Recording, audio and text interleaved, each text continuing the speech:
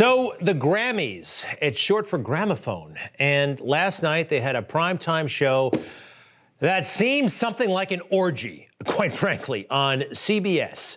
Primetime, an award show, and this kind of cavorting. Look, there are plenty of places to go for this kind of stuff. Trillions of places. We all know where to find it if we want it. But primetime on CBS, the sex, the money, the cavorting, and when they weren't doing that, cops are racist. That was the message, time and time again. And brought to America. I didn't have much choice. All right, so this is Lil Baby, and that was quite an intro, wasn't it? A police shooting. White cops shooting a man of color on primetime television. A dramatization, of course, an over-dramatization. And you know what? All this dramatization means it affects reality. It really does. I'll get to that in a little bit.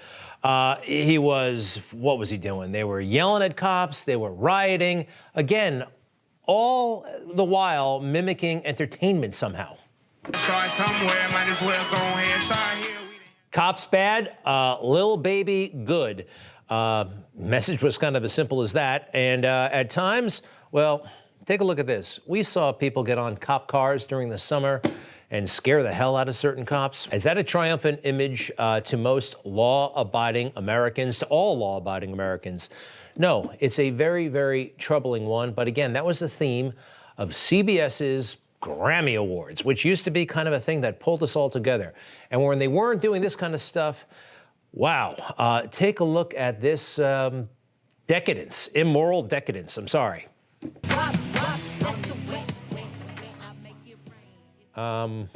Again, we all know where to find this stuff if we want it, and but on CBS, the Grammy Awards, all a little bit much. This kind of activity, and also glorifying money. I think that's Cardi B and Megan Thee Stallion, she goes by, and they put themselves on $100 bills, and then they went into the money booth to grab them, because let's face it, we all like money.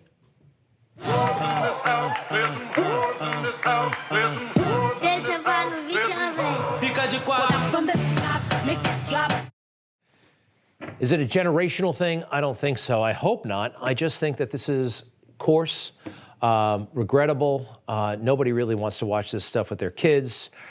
How about Beyonce? You know, she was honored, and obviously Beyonce is very, very talented, but she certainly has changed her tune in more ways than one. As an artist, I believe it's my job and all of our jobs to reflect the times, and it's been such a difficult time. So I wanted to uplift, encourage, and celebrate all of the beautiful Black queens and kings that continue to inspire me and inspire the whole world. I don't know. All this focus on race, she's inspired by the Black kings and queens, the Black ones. What about the white ones? I don't know. Why so much focus on race? And has it been such a tough time for her, one of the wealthiest and most successful entertainers in history? I don't know. But here's what concerns me. This kind of silliness, it's very safe when it's on stage and it's corporate sponsored, but their rhetoric and their antics, it filters down and it trickles down to the street. There was a shooting today in Nashville, Tennessee. The officer happened to be white. The person shot happened to be Black. Actually, the officer was shot too. Take a look at this.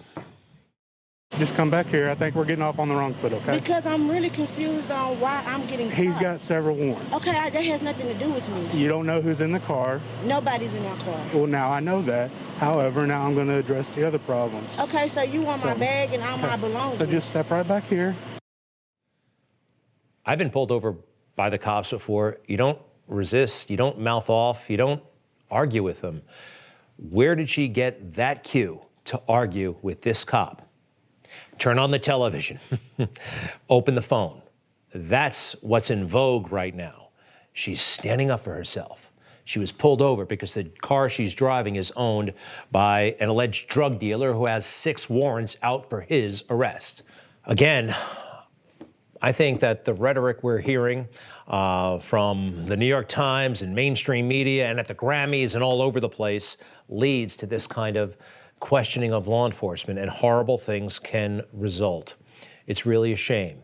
This stuff isn't just some parlor game for people who write columns on the internet. There are real world consequences for the rhetoric that people are throwing around so carelessly. One of the people who I think can stand up and perhaps lead a conversation that is serious and helpful for this country is Candace Owens. Candace Owens may run for president. You know her. I call her the iconic truth teller. I want to show you this. She was on Newsmax on my show on Friday night. When you start to have presidential debates and the only questions that are asked are race-baiting questions pertaining to Breonna Taylor and George Floyd and race issues, they're basically setting up a future in which a meritocracy no longer exists. With me, my story has always been that people have underestimated me, definitely since the very first time that I got into politics. And I am always and consistently challenging myself and defying those expectations. Traditional candidates are the reason that America is faced with this consequence when we have so many people being brought up to school and investing in Marxist principle. Traditional candidates is what got us the Department of Education, which is failing American students all across the country. What it really takes is somebody that understands, like I said, how America was built, what the miracle is about Western civilization and what we're fighting to protect. A lot of Americans don't feel heard and feel disrespected because they entrusted their votes to certain candidates, and once they got to Washington, they sold them out. And I think that if there's anything that the American people rely upon when it comes to me is they know that I'll never sell out and that I'm strong enough to stand by my convictions no matter what the pressure is. Pretty amazing, right? Stay tuned. She could really do it. If Donald Trump doesn't run, wow, we got to take a good look at Candace. All right, something we want to start here. You know, lots and lots of lies were told about Donald Trump for 4 years. Sometimes it was very hard for the truth to get out. We're going to try something here. Maybe every night. Trump was right. We'll pick a certain issue, a certain moment where Trump was right about something but got almost zero credit for it. I want to take you back to the fall of last year, the final presidential debate. They were, speaking of race-baiting questions, trying to box Donald Trump into a corner. Watch this. Are you willing tonight to condemn white supremacists and militia groups and to say that they need to stand down and not add to the violence in a number of these cities, as we saw in Kenosha and as we've seen in Portland? Sure, are you I'm prepared willing to do specifically that, do it? Well, go ahead, sir. I would say almost everything I see is from the left wing, not from the right wing. So what are you saying? I'm willing to do anything. I want to see peace. Then do it, sir. Say it. Do it. Say it. Do you want to call him? What do you want to call them? Give me a name. Give me a white name. Supremacists and white like me to condemn? White supremacists and right Proud Boys. Stand back and stand by. But I'll tell you what.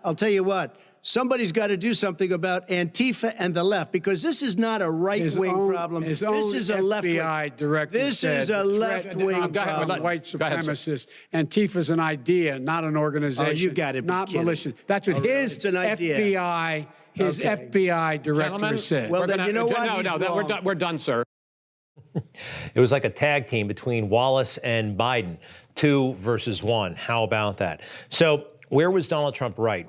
Well, look, he has condemned white supremacy over and over again. He did it in the aftermath of Charlottesville, even though the mainstream media still to this day lies about that. But regarding the Proud Boys, you'll notice he said stand back and stand down. Now people were saying, wait a second, he didn't condemn them. He might have been potentially confused, one, by how Chris Wallace framed it, and also about the Proud Boys themselves. A major article in the New York Times this weekend profiled the group. A couple of interesting things that have gotten almost no attention. Let's take a look at the Proud Boys.